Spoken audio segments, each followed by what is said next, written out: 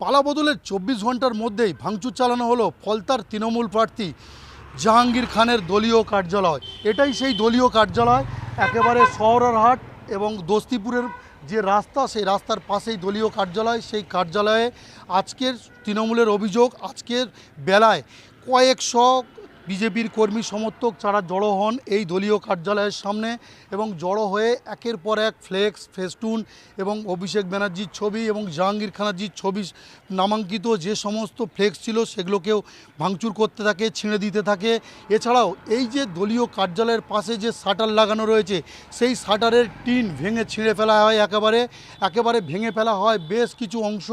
এছাড়াও যে মেন দরজা রয়েছে, গ্রিলের গেট, সেই গেটটি ভাঙচুর চালিয়ে এবং দলীয় কার্যালয়ের ভেতরে ঢুকে লুটপাট চালানোর অভিযোগ ওঠে। যখন পুলিশ খবর পেয়ে কেন্দ্রীয় বাহিনীকে নিয়ে এসে এই সমস্ত উত্তেজিত বিজেপির কর্মী সমর্থকদেরকে সরিয়ে দিয়ে এলাকা পরিস্থিতি নিয়ন্ত্রণে আনেন।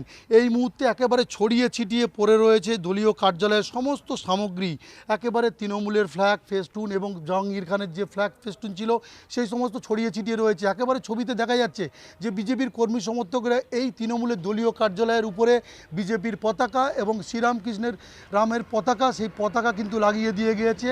একেবারে সেই পতাকা কিন্তু পথ করে উঠতে দেখা যাচ্ছে।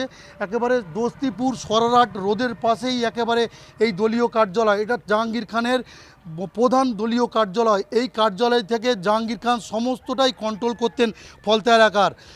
বিজেপির অভিযোগ ছিল সম্প্রতি 19শে এপ্রিল বিধানসভা নির্বাচনে ফলতা বিধানসভার ইভিএমে টেপ লাগানোর পাশাপাশি আতর মাখিয়ে এবং বুথে বুথে ছাপ্পা চালানোর অভিযোগ তুলেছিল।